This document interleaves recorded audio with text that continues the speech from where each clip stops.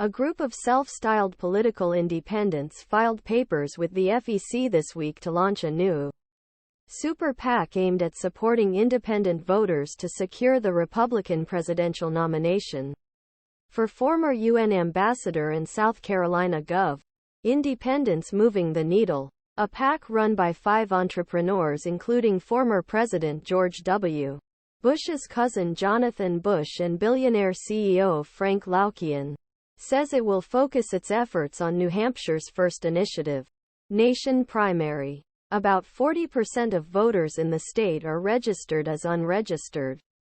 Undeclared voters. New Hampshire can choose to participate the Republican or Democratic primary any given year, making them a potentially crucial constituency for 2024 Republicans seeking an outlet their fight against former President Donald Trump.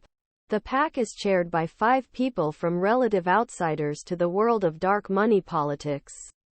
Laukian and his wife, Tamra, who lead companies in the life sciences space, are joined by Bush, CEO of a healthcare data company, and Bonnie Anderson, CEO of PinkDX, a privately held cancer testing company. Robert Fisher, a white-collar lawyer and former federal prosecutor, also helped found the group and currently leads it. This was perhaps the first time for most of us that we felt personally like, wow, I've never been in politics and I haven't thought about getting into it. But this time I can make a positive difference with my colleagues here, said Laukian, explaining why they decided to launch the PAC to support Haley. FEC records show Bush donated the individual maximum of $6,300 to Haley this cycle, while Laukian donated the maximum to Sen.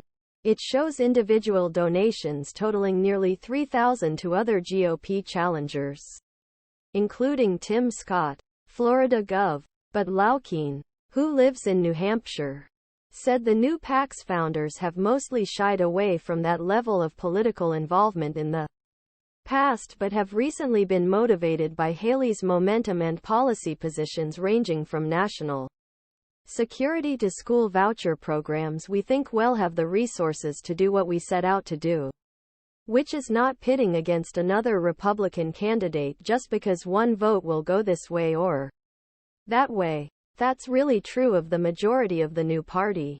Hampshire voters are independent and unaffiliated, he said. Trump leads the polls in Iowa, New Hampshire and South Carolina, according to 538, but only with majority support. Pressure is mounting for candidates to consolidate support in order to mount a meaningful head-to-head challenge against the former president, who has so far established a formidable hold on GOP voters. When asked about the former president's dominance, Anderson said, "He's got momentum on his side. The timing was right for us. And Nikki will manage to be the winning candidate in the 24 election." So far, Haley has succeeded where other candidates have struggled. He maintained his edge in donor support and gained traction